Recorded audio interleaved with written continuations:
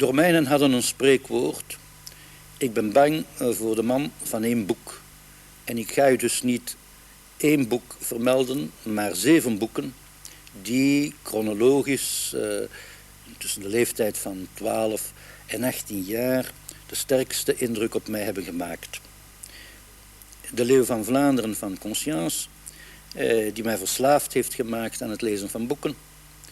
Les Misérables van Victor Hugo en Der Eulenspiegel van Charles de Coster, die mij het bewustzijn hebben gegeven van de sociale kwestie.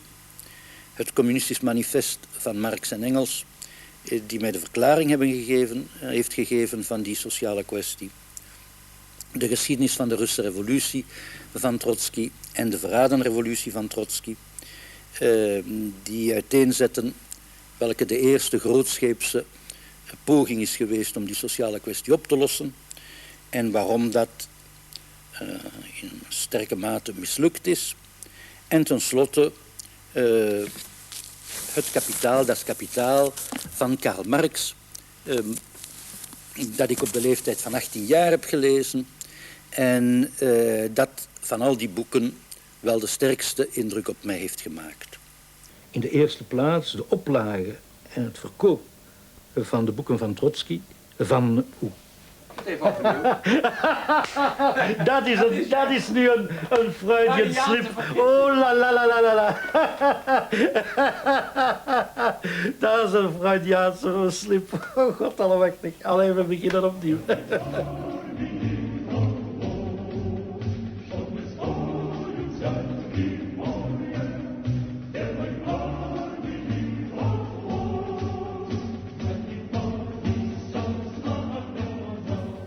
Between 1928 and 1938, the wage sum in Germany, total wage sum, remained exactly the same.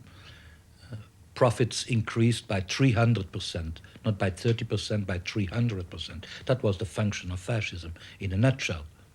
In order to do that, Nazis had to build up a big mass movement, and they needed money to do that. They got some backing from foreign capitalists. In the first place, Henry Ford, who was obsessional anti-Semite, who supported any big anti-Jewish movement in Europe and so also supported the Nazis, but they got a decisive backing from some of the key figures of German heavy industry and German banking. These people backed Hitler at a decisive moment after the big economic crisis of 29-30 broke out. They wanted to solve that crisis in the first place at the expense of the German workers by a lowering of the part of wages and social security in the national income, in which they succeeded, and secondly at the expense of the people of the rest of Europe by developing big armament industry and starting a war of aggression and of conquest against the Soviet Union, against Eastern Europe, where Hitler dreamed of building up his British Empire. The first refugees who came to our home, also some members of our family, but some friends. And, well, the years 1933, 1935 were very terrible years in Belgium. It was the depth of the crisis, and people were very hungry. Of course, it was much worse than today. 36 was the turning point for me, my personal life, and for my father. Two things together, the Spanish Civil War and the Moscow trials. Both things in the working class movement in Antwerp and in Belgium played an important role, especially the Spanish Civil War. Spanish Civil War saw a tremendous wave of solidarity.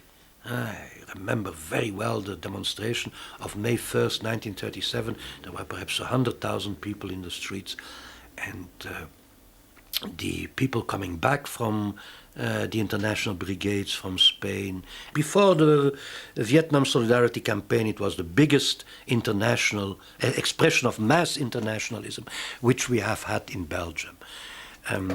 But then the Moscow trials, that was a tremendous shock for my father. He had known personally some of the people involved. Yes. Several of the defendants of the first trial who were functionaries of the Comintern, and Radek, who was one of the main defendants of the second trial. he constituted a committee of solidarity with the Moscow trial defendants and with Comrade Trotsky, and he got in contact with a small Trotskyist group which existed in Antwerp. They came to our place, they met in our place, and I became actually at the age of 13 a Trotsky sympathizer. I can't say a member because that's childish. We wouldn't let, organization was not so stupid that it would let children into its ranks of 13 years, but okay. I mean, I was present at meetings, listening. We were very isolated, very isolated. We made one distribution of a leaflet on the main streets of Antwerp, which was not such an intelligent way to act, but okay. What did the leaflet say? Against the war, saying the war is coming, this is not our war, and so on and so forth. Was not received very popularly. It was written in a very abstract and propagandistic way. I didn't write it. Don't take any responsibility for it. But did you distribute it? I distributed it, obviously. So you were 15 when you distributed 15, your first 16, leaflet? Yes. 15 and a half. Perhaps near to 16 when it was... Right. Yeah, it was near to 16.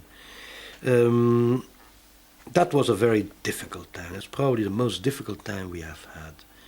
And when our organization, which was composed really of two sectors in Belgium, one little mass base we had in one region of the coal mining districts, where we had around 600 members who had come to us from social democracy, and where we had the absolute majority in one mining town. The answer of the employers was to immediately close down the pit in that town. This has never been opened again. All these miners who voted for the extreme left were victimized for their political engagement with permanent loss. They died as unemployed.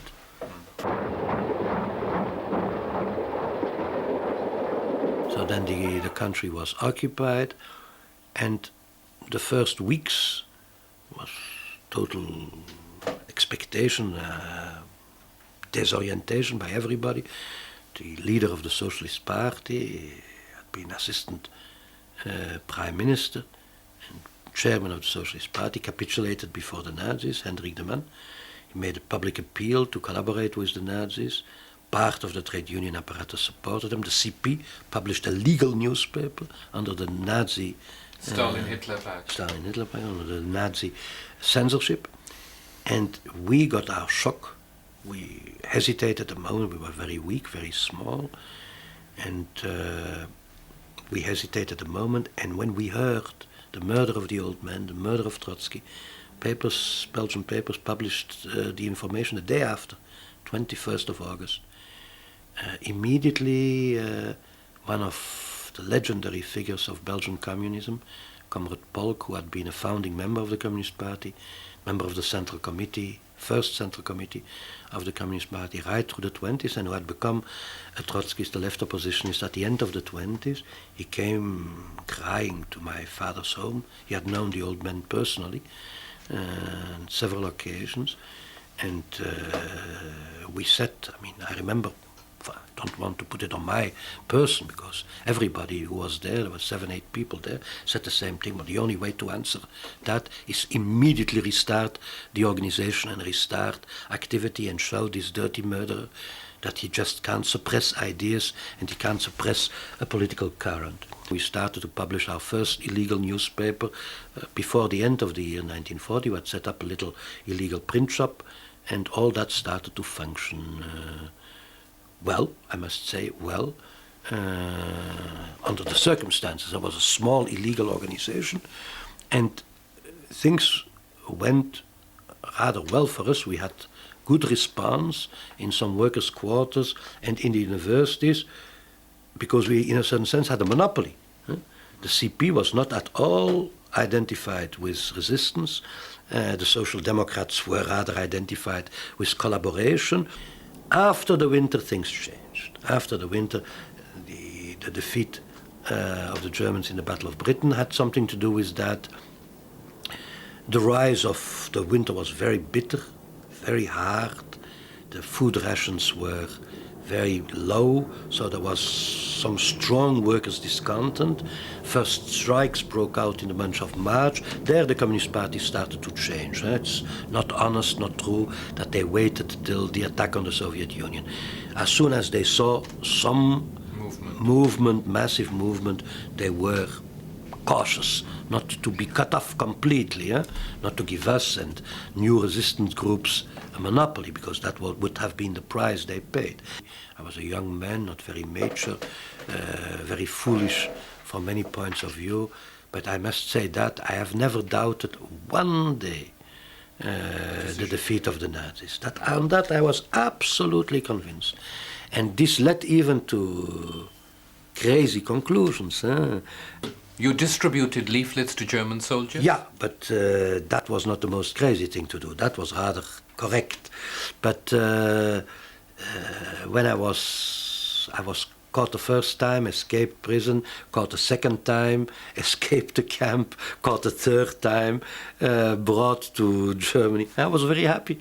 I didn't understand at all that there was 99.9 risks on 100 that I would be killed. Because you were both a Marxist and a Jew. A Jew, a Marxist, a communist and a Trotskyist. There were 4 reasons to be killed by different groups of people, if you can call it like that. And I was happy to be deported to Germany because I would be in the center of the German Revolution. I was just saying, wonderful. I'm just there where I want to be.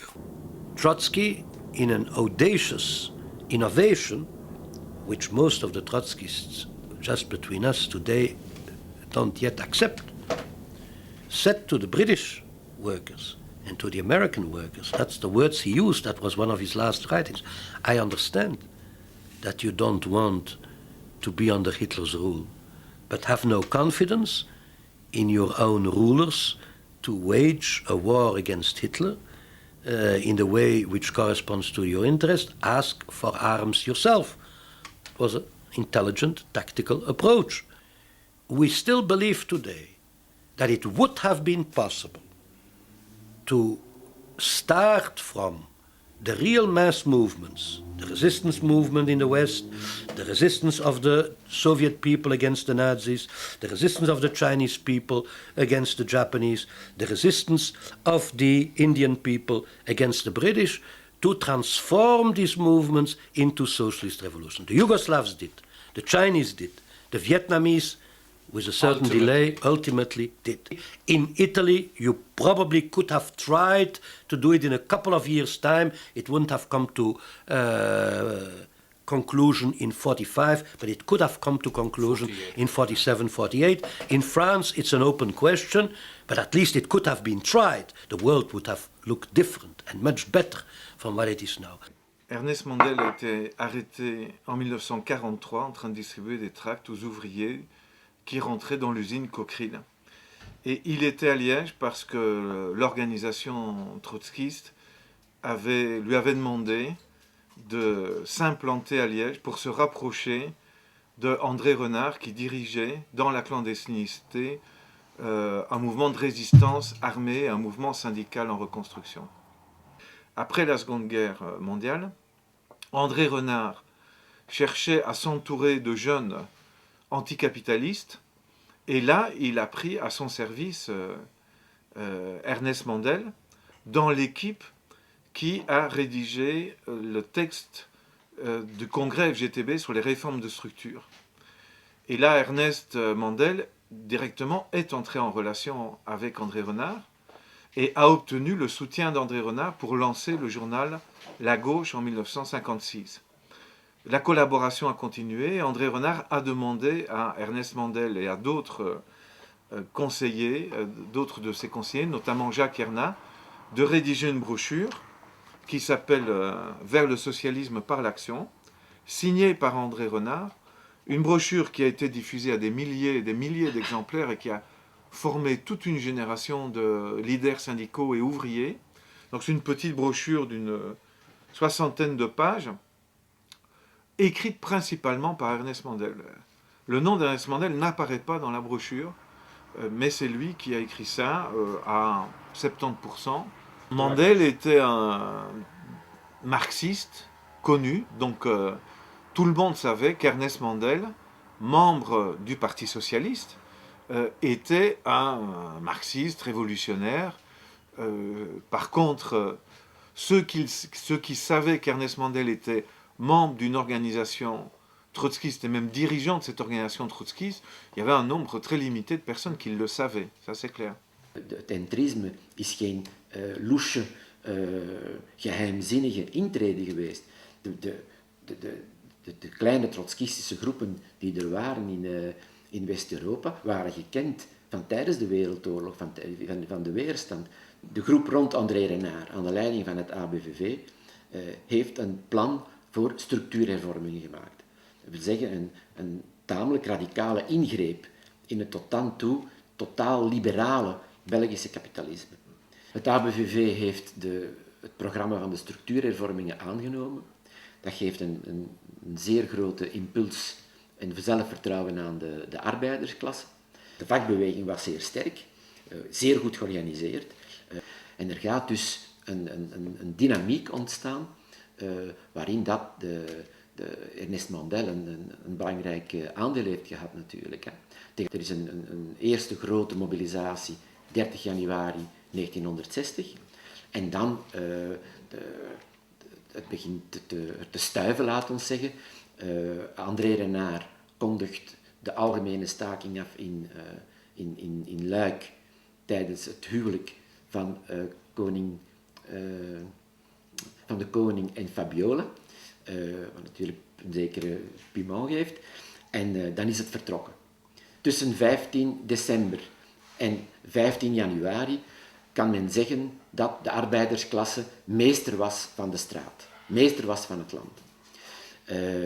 Met enorme betogingen, met vliegende piketten, met overal meetings en in sommige delen van Wallonië een soort dubbele macht, waarbij dat er, zeker in Luik, in Mons, maar zeker in de streek van Luik, waar er niks kon circuleren, geen enkel voertuig kon circuleren, tenzij met de stempel van het stakingscomité, van de vakbond. De Belgische Socialistische Partij was eigenlijk tegen de staking en een hele ruime vleugel van de vakbond was ervoor. Vandaar dat het opbouw van een revolutionaire socialistische partij buiten de BSP op de agenda stond. Op het eind van de jaren 50, begin van de jaren 60, was er een andere belangrijke strijd aan de gang in Algerië en in Congo. Terwijl de stakers aan het vechten waren voor hun job, werd Lumumba 17 januari 1961 vermoord.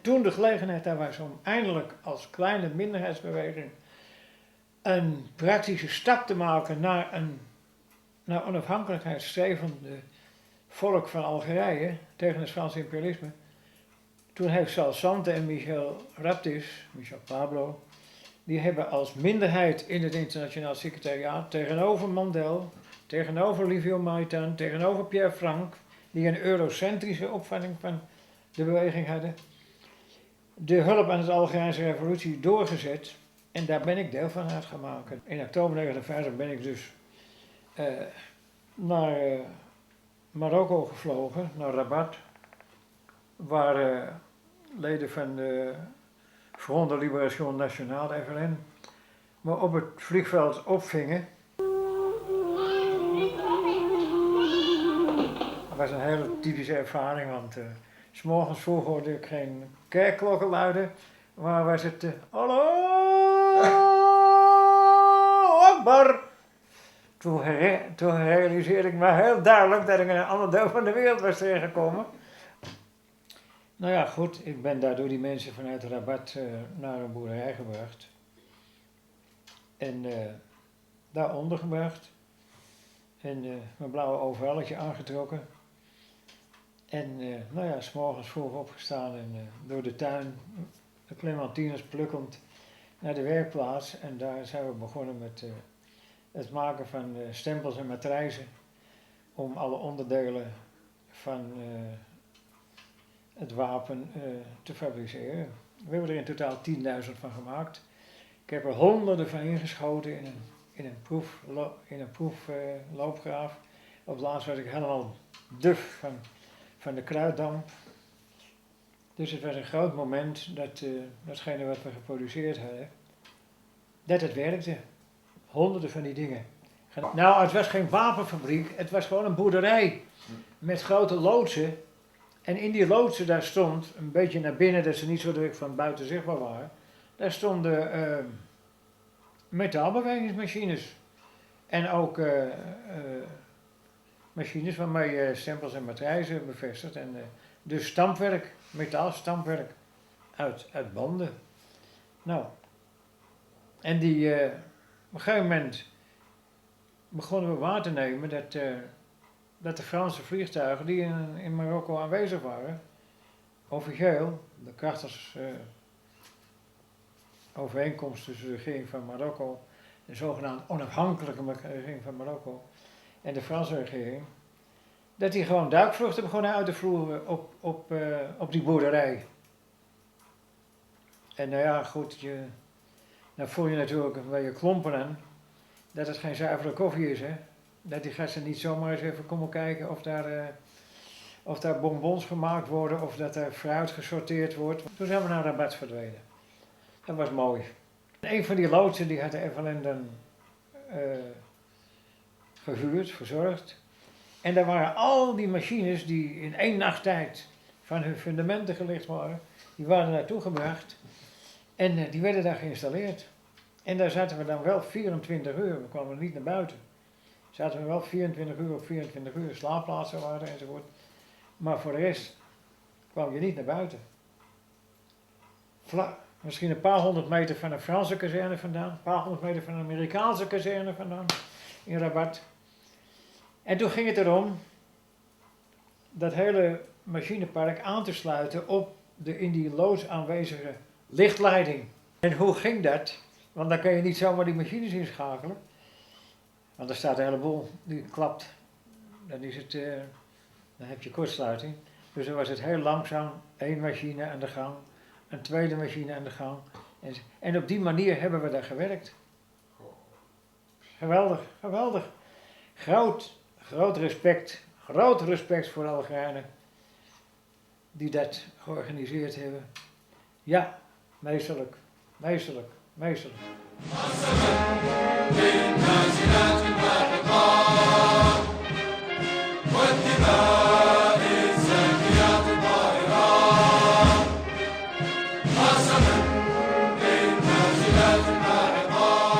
Dat was een enorme praktische, proletarische, solidaire hulp in naam, zoals ik me voelde daar, van het Europese proletariaat, wat grosso modo onder invloed van de sociaaldemocratie en Stalinisme geen poot uitstak om het Algerijnse volk te helpen om zijn vrijheid te veroveren en de onafhankelijkheid van het land te vestigen. Schandaal, enorm schandaal. De Franse Communistische Partij had nadrukkelijk verboden iedere hulp aan de Algerijnse revolutie. Leden van de Communistische Partij in Frankrijk die betrapt werden op praktische hulp, op het laten onderduiken op hun adres, om ze te helpen, de Algerijnse revolutie te helpen, die werden gehuilleerd. Met andere woorden, het Stalinisme heeft zich wat betreft de Algerijnse revolutie volkomen chauvinistisch, nationalistisch, racistisch en contra-revolutionair opgesteld ten aanzien van de vrijheidsstrijd van de Algerijnen. Gruwelijk. Nou kijk, de onafhankelijkheidsstrijd van een zich vrij vechtend volk van het imperialisme, daar kan je geen centimeter langs leggen, beantwoorden ze aan die en die en die en die revolutionaire categorieën. Doen ze dat wel, dan steunen we ze. Zijn ze nog niet zuiver op de graad, dan steunen we ze niet als flauwekul. Een volk komt op een gegeven moment in verzet tegen zijn onderdrukking. Wat zijn motieven zijn, of het nou socialistische, revolutionaire of zelfs nationalistische zijn. Ze zijn in verzet, verzetten zich tegen de onderdrukking en uit internationalistische, revolutionaire opvatting dienen ze te helpen en bij te staan. Dat is het. Aujourd'hui, le cessez-le-feu est proclamé.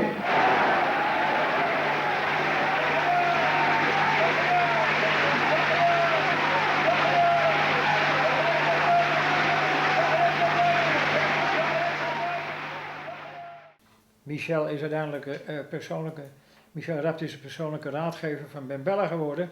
Heeft in de grondwet van het onafhankelijk Algerije het arbeidersbeheer van de productie weten te introduceren. De autogestion, een van de centrale principes van de IVe Internationale, ten onderscheide van alle andere bewegingen.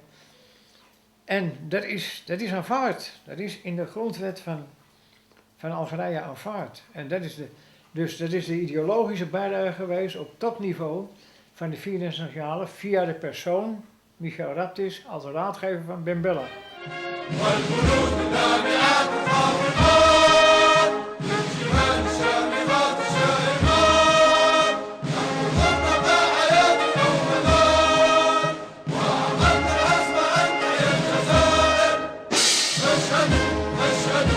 هنا صوت الجمهورية الجزائرية.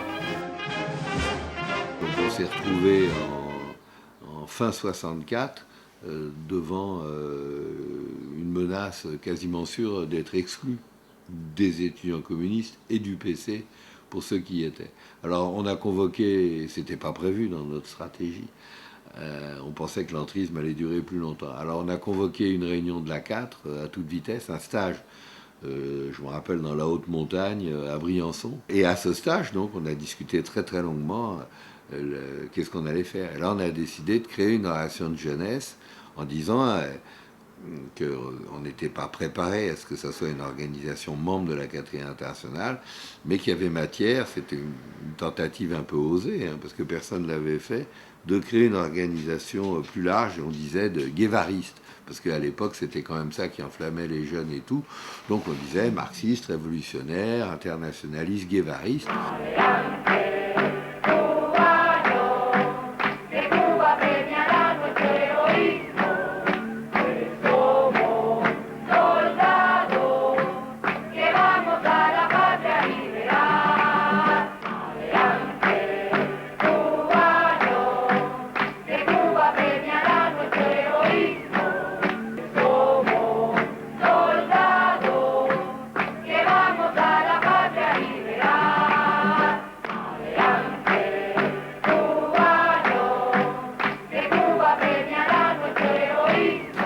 Mandel a été invité avec Charles Bettelheim à un moment très particulier à Cuba, dans les années 1963-1964.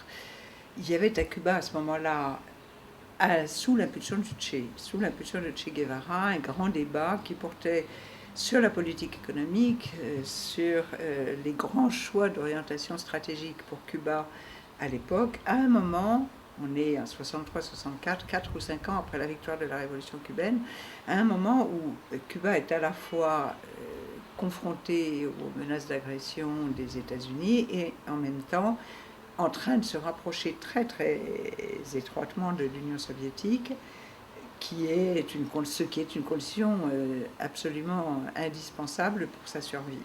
Donc l'invitation d'Ernest Mandel se fait dans ce cadre-là, c'est très important de le comprendre. Et elle est évidemment très problématique. Pourquoi? Parce que Ernest Mandel est connu comme un économiste marxiste. Le Che avait lu le traité d'économie. Et Ernest est connu non seulement comme un économiste marxiste, mais comme un responsable politique, trotskiste, membre de la 4e internationale. Son invitation a immédiatement soulevé énormément de critiques à Cuba.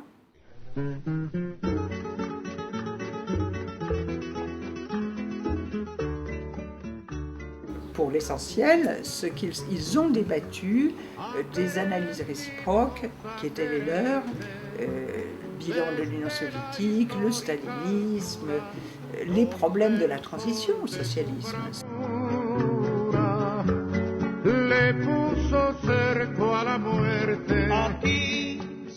Il était extrêmement critique à l'égard de ce qui se passait dans les usines, parce qu'il disait finalement, les ouvriers dans les usines là, est-ce qu'ils ont des conditions de travail tellement différentes de celles des ouvriers dans le système capitaliste? Non.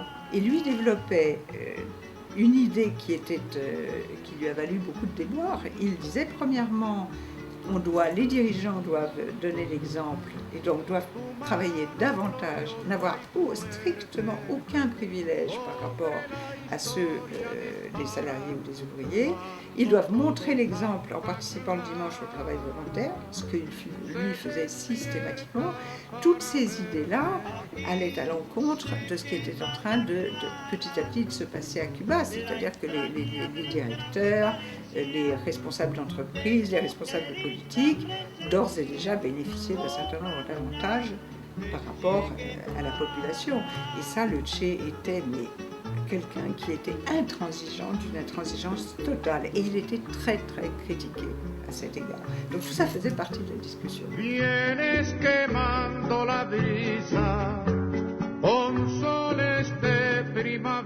Aussitôt qu'il y avait le moindre privilège matériel dans sa maison, il avait des colères noires.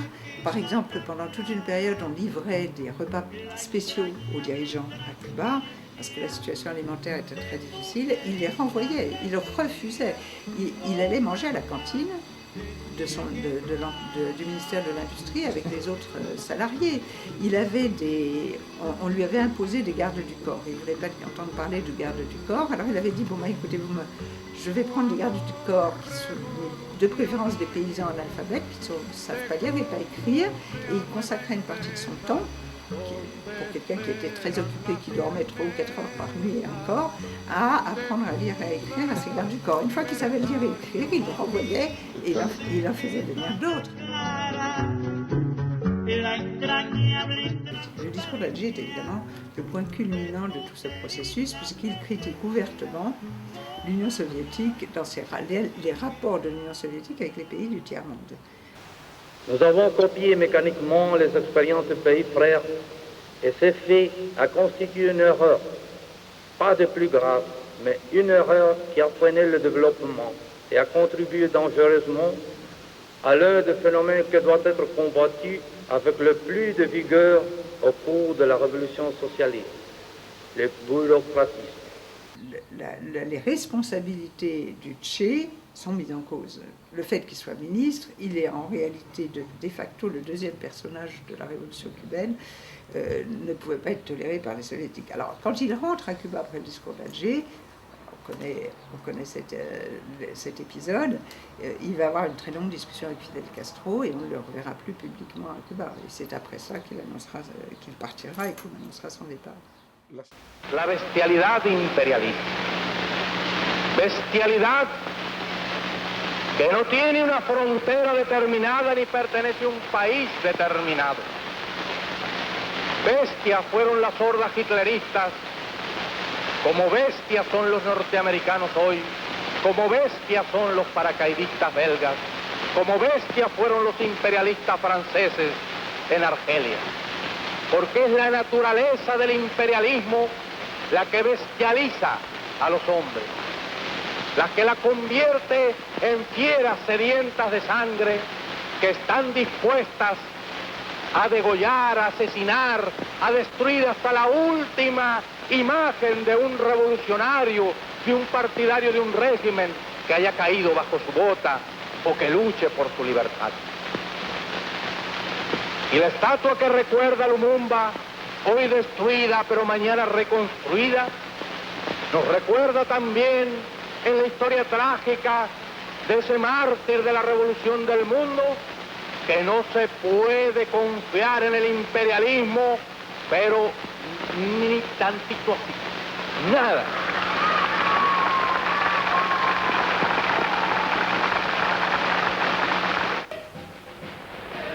Ellos trataron de masacrar a Argelia, pero Argelia fue libre.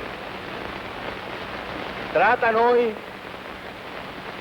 de liquidar al pueblo de Vietnam, pero el pueblo de Vietnam es más fuerte que ellos y la lucha sigue y seguirá hacia la victoria.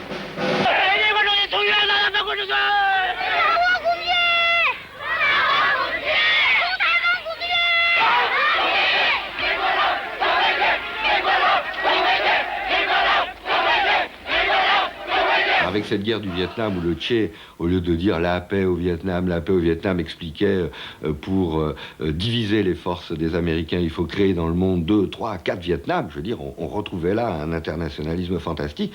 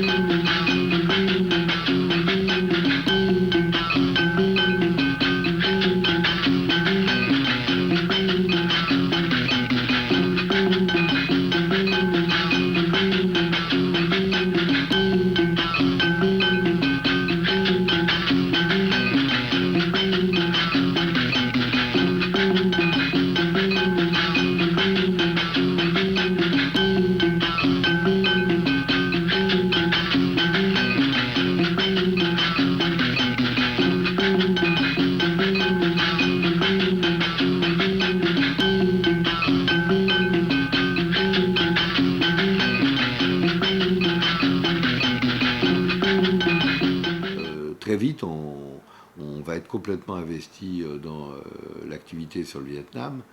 Et là encore, Ernest va nous aider parce que ceux qui étaient en pointe au niveau européen dans la lutte contre l'intervention américaine, c'était en Allemagne les jeunesses social-démocrates qui avaient rompu avec la social-démocratie, qui était une opposition de gauche, qui s'appelait le SDS, les étudiants socialistes, et qui était dirigé par un leader extrêmement connu, qui par la suite va être agressé, va être blessé à coups de balle, flingué par les fascistes et va mourir, qui s'appelait Rudi Dutschke.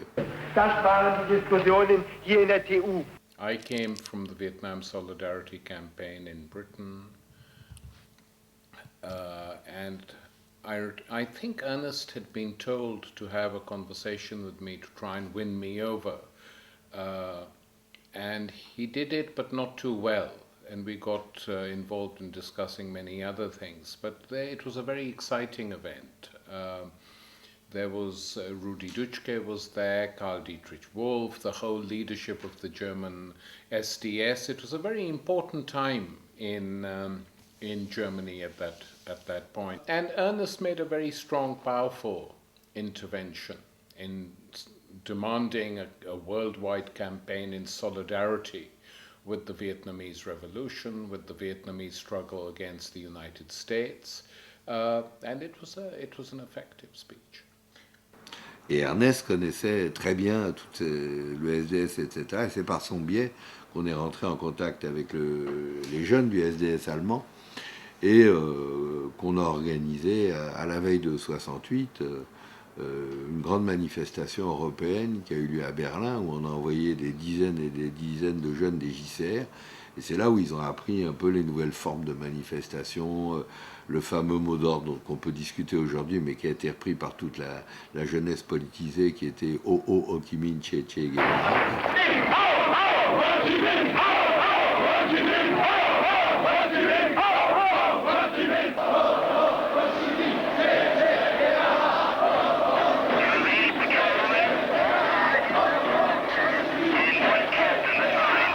initiative to launch the Vietnam Solidarity Campaign was one of the central initiatives taken by the Fourth International. And they did it all over the world, wherever they had a few people. And it was very effective and very correct. It was a necessary thing to do, and that's why it was effective. It was related to something which was real, that was going on. And it began to organize people in this way. That's the main principal reason I was attracted to the Fourth International, was because of the Vietnam Solidarity Campaign. Are you going? Hell no! Are you going? Hell no! A little louder! Hell no! Black people! Hell no! White people! Hell no! Down! Black power! Beep beep! Bang bang! On guard! Black power! Beep beep! Bang bang! On guard! Black power! The helmets and the militant street demonstrations actually were inspired by the Japanese student movement, the first student movement which had been extremely active against imperial occupation, imperial bases, imperial activity, were the Japanese students who did not want a renewal of the US-Japan Security Pact in the late 50s and early 60s. And it was the Kakamaru and the Zengakuren and their dramatic way of demonstrating the snake dance they used to do. They made it impossible for an American president to land in Tokyo. He had to go via helicopter. And it suddenly appeared that the three sectors of the world revolution, as the Fourth International used to call them, had all been combined into 4 or 5 months of frenetic activity. And it appeared at the time as if the program of the Fourth International, which Ernest Mandel used to defend and propagate, was being fulfilled on the streets, that reality and the program had come together, which is, of course, as you know, not always the case.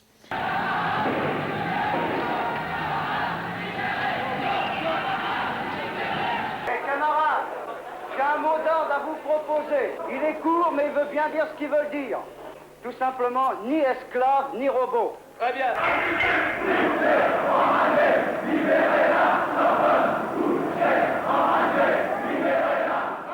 Ernest, qui suivait ça très près, parce que pour lui c'était, comme toujours avec son optimisme parfois un peu trop fort, il voyait déjà les prémices de la Révolution, etc. Donc il est arrivé à Paris. Et quand il y a eu la fameuse nuit là, des barricades au quartier latin, rue Gay-Lussac, il s'avère que c'était la rue principale où il y avait les barricades. On avait une sympathisante qui tenait une agence de tourisme et qui avait un grand magasin, enfin un magasin juste sur la rue Gay-Lussac.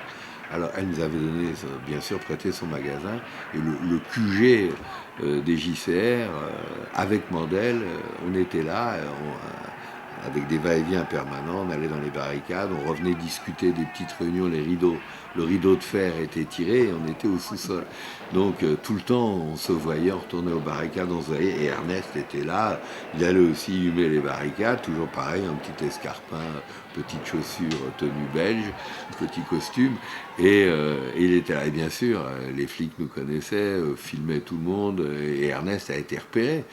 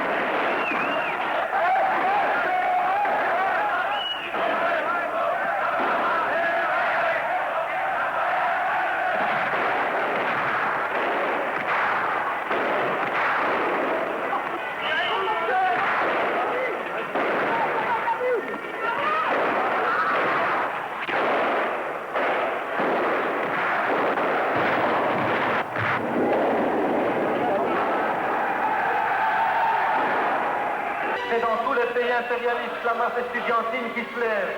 C'est la jeune génération ouvrière qui se lève par des manifestations et de grandes grèves. C'est la jeune génération d'étudiants et d'intellectuels qui se lèvent dans les pays dits socialistes contre la politique des revenus, contre la renaissance du chômage, contre les menaces pesant sur l'emploi, contre l'intégration des syndicats dans l'État bourgeois, contre l'évolution vers l'État fort et autoritaire, contre l'OTAN et l'Alliance Atlantique, pour une relance du mouvement ouvrier qui débouche enfin sur les luttes ouvrières qui mettent en pratique, en question, le régime capitaliste.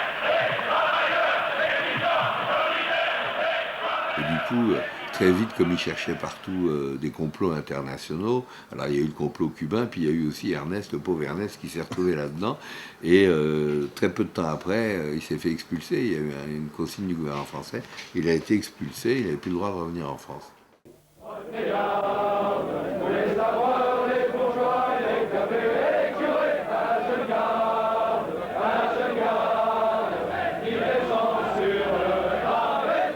Le 21 juin 1973, l'organisation d'extrême droite Ordre Nouveau, qui sont les ancêtres du Front National, avait donc décidé de faire le premier grand rassemblement à Paris, comme par hasard, contre l'immigration sauvage. On avait décidé, avec d'autres petites organisations d'extrême gauche, de s'affronter à ce meeting.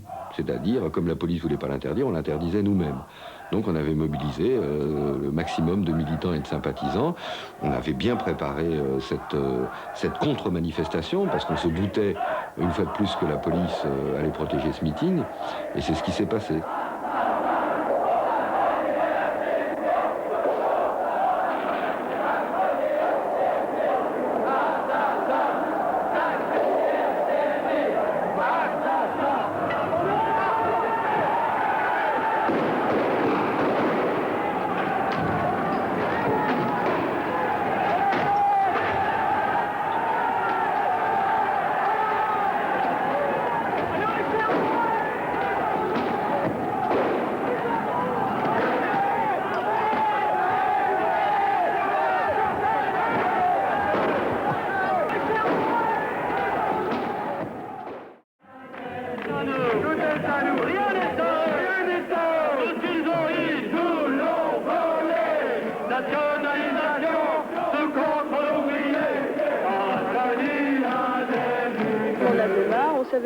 On n'avait pas encore établi exactement pourquoi on voulait occuper l'usine, mais on voulait l'occuper et tout le monde voulait l'occuper. Il faut que, comme dans le passé, que tous les camarades, tous les secteurs de l'entreprise prennent leur propre responsabilité, prennent leur propre lutte en main et aident la négociation syndicale au maximum. Ce n'est pas la négociation syndicale à cause du combat, c'est à vous autres. Alors, utilisez vos organes de combat, de structuration, c'est la première tâche que vous avez aujourd'hui. Le contrôle, comme j'ai expliqué tantôt, donne naissance à un regroupement, une conscience de clash chez les travailleurs, une prise d'autogestion. Ils se rendent compte qu'ils sont capables de gérer eux-mêmes l'entreprise, qu'ils ont fait toute l'expérience pendant un mois, 2 mois de contrôle ouvrier. Alors vient les grèves, l'élection au comité de grève, et alors l'occupation de l'entreprise, ce qui impose le contre-pouvoir. Et pour sauver le déclin de la région de Charleroi, c'est tout le mouvement ouvrier qui va se lever comme un seul homme et dire « Capitalistes, nous allons avancer, céder la place à nous ».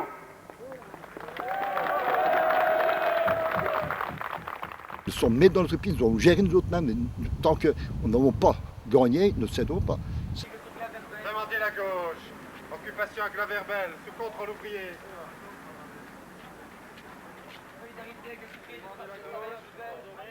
Ernest avait un langage exécutif fort pédagogique. Nous avions, nous, à Gilly, créé une bibliothèque ouvrière avec les pourcentages des cotisations perçues par les travailleurs. Et il y avait beaucoup d'écrits d'Ernest, surtout sur le compte ouvrier, sur l'autogestion ouvrière, et tout ça. Et je n'ai jamais vu un travailleur qui me reportait le livre en me disant c'est incompréhensible. L'occupation du comité de grève, elle ne peut avoir qu'un contre-pouvoir politique, qu'en unifiant tous les comités de grève, au niveau régional et au niveau interrégional, et on fait un comité de grève national, une sorte de parlement ouvrier, quoi, qui contredit le gouvernement national. C'est un petit peu ça. Enfin, c'est la dialectique d'une révolution socialiste gestionnaire. Je crois que ce qu'il faut retenir de toute la grève qu'on a menée, c'est que ça soit surtout perçu par l'ensemble de la classe ouvrière en Belgique comme un modèle de structuration d'un combat. Et qu'il ne doit pas simplement se limiter à une grève isolée, mais qu'il doit être repris lorsqu'il y aura une grève générale de type 60-61, que demain, que tous les travailleurs occupent leur entreprise, élisent un comité de grève, centralisent leur comité de grève au niveau régional et au niveau national, en un mot qu'on en fasse une sorte de conseil ouvrier. Et je crois que c'est ça, la voie et la marche à suivre si on veut arriver à une création d'une société socialiste sans classe. Camarades, j'en ai fini. Maintenant, nous rentrons, comme nous l'avons fait à chaque grève, dans l'entreprise, en chantant l'international et drapeau rouge en terre.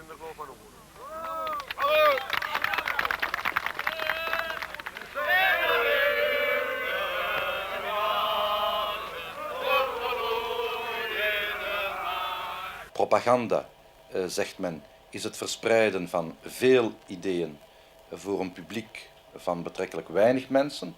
Agitatie is het verspreiden van weinig ideeën, of van 1 of 2 centrale ideeën voor een zo breed mogelijk publiek. Agitatie wordt in een klassenmaatschappij permanent bedreven en ik zou verder gaan. Het is in de eerste plaats de heersende klasse zelf die permanent aan agitatie doet. U hebt de bevolking van een land als België wordt aan een echte matraquage, aan een echt permanent bombardement van enkele centrale ideeën blootgesteld, die door verschillende organen van de heersende klasse op haar worden losgelaten. In die zin zou ik zeggen dat de grootste agitators in dit land zijn degenen die de publiciteit organiseren, degenen die de grote banken en de grote trusts leiden, de leiders van de grote politieke partijen, de vertegenwoordigers van de regering, enzovoorts enzovoorts. Normalerwijze wordt de overgrote meerderheid van de bevolking blootgesteld aan permanente agitatie alleen van de ideeën, of bijna alleen van de ideeën van de heersende klasse. En er zijn zeer bijzondere omstandigheden nodig.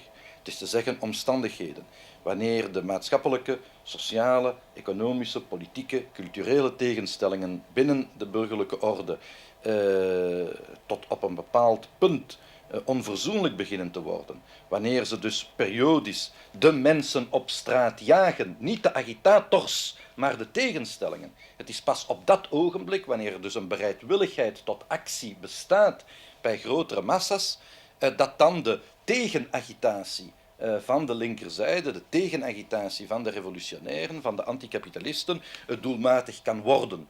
Daarom proberen marxisten onder omstandigheden van massapassiviteit ook niet aan agitatie te doen, want dat is dan ondoelmatig. Dan trekken ze zich op propaganda terug.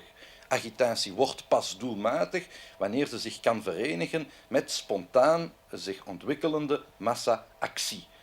En dat zijn dus de weinige ogenblikken dat het agitatiemonopolie in handen van de heersende klasse en de heersende partijen kan worden doorbroken door revolutionairen. En dat is de reden waarom de heren in het bezit van het agitatiemonopolie dan zo kwaad zijn. Omdat er plotseling niet meer alleen een monoloog bestaat, omdat er plotseling niet alleen meer een matraquage van één soort ideeën, van de heersende ideeën, van de heersende vooroordelen op de mensen wordt losgelaten, maar dat er nu tegenagitatie mogelijk is en dat enkele centrale ideeën van de revolutionaire linkerzijde nu ook gehoor vinden. Amada en Ral, laten we het zo zeggen, om die verschillen niet eens naar voren te brengen, dat zijn zeer kleine organisaties. Het zijn een paar honderd man, of in het beste geval een paar duizend man met hun sympathisanten en hun aanhang. En je kunt in een moderne industriemaatschappij geen revolutie maken met een paar honderd of met een paar duizend man. Waar de reactie, waar de burgerlijke klasse schrik van heeft, ik herhaal het nogmaals, dat is dus niet de beperkte of onbeperkte efficiëntie van de Ral en de Amada. Waar zij schrik van hebben, dat zijn de inwendige tegenstellingen van hun systeem, die periodisch honderdduizenden, en morgen zullen het miljoenen zijn, mensen op straat brengen en die dan de revolutionairen de gelegenheid geven die mensen op te voeden, te scholen en hun politieke actie in een bepaalde richting te drukken. Maar ik kan hen een goede raad geven als zij de doelmatigheid van de agitatie op nul zouden willen herleiden, dan moeten zij minder aan repressie denken en minder aan repressie doen en een beetje meer proberen hun inwendige tegenstellingen van hun systeem op te schorten of op te lossen of uit te schakelen en op die manier verhinderen dat spontaan van tijd tot tijd 10, 100.000 mensen op straat komen om redenen van objectieve ontevredenheid.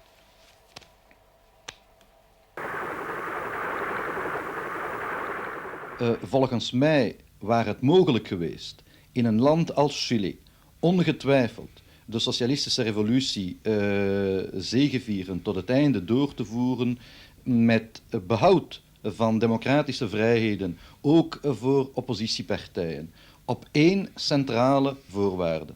Op voorwaarde dat de arbeidersklasse bewapend waren geweest, op voorwaarde dat een nieuw soort staatsapparaat waren opgericht, op voorwaarde, met andere woorden, dat de politieke macht in de werkelijke zin van het woord in handen waren gelegd van de werkende klasse. Dus volgens mij ligt de centrale oorzaak van het mislukken van dat experiment niet in de economische verwarring of in de economische woelingen die hebben plaatsgevonden, alhoewel het wel kan vastgehouden worden dat op dat gebied eveneens de Allende-regering inconsequent is geweest, dat zij heeft geprobeerd gesocialiseerde grote nijverheid te verbinden met het voortbestaan van markteconomie en van privaat-kapitalistische economie in te vele sectoren. En die hybride verbinding die kan niet werken, nietwaar? Wanneer de kapitalisten het vertikken te produceren en te verkopen op wettelijke wijze, dan moet men hen vervangen en niet proberen hen toegevingen te doen zoals Allende dat heeft gedaan.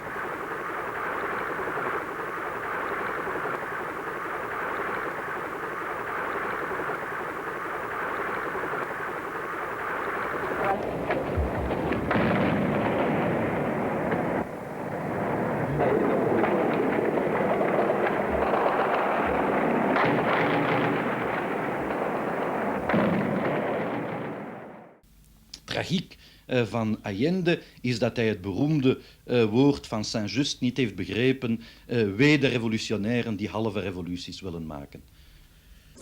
Prendo la Villa Morena, terra da fraternidade. J'ai vu Ernest la première fois à Lisbonne. Je crois que c'était le 28 avril 1974, donc 3 jours après la révolution contre la dictature, la plus longue dictature d'Europe, 48 ans de dictature. Elle s'est terminée avec un coup d'état militaire et une révolution populaire le 25 avril. 3 jours après, Ernest est venu à Lisbonne, en contactant le groupe militant de la 4e Internationale qu'il y avait. Il y a eu un meeting unitaire de plusieurs courants de gauche.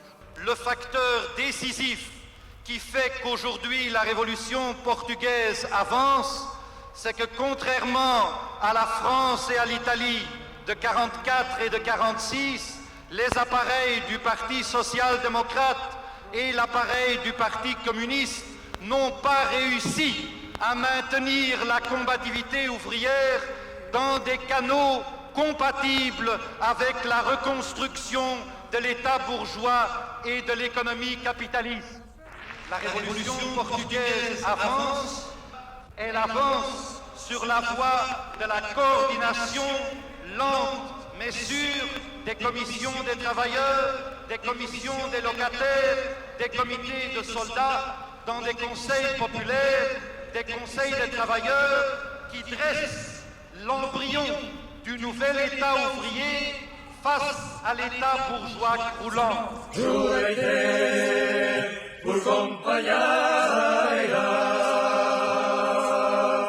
assombrando uma zinheira, que já não sabia a idade.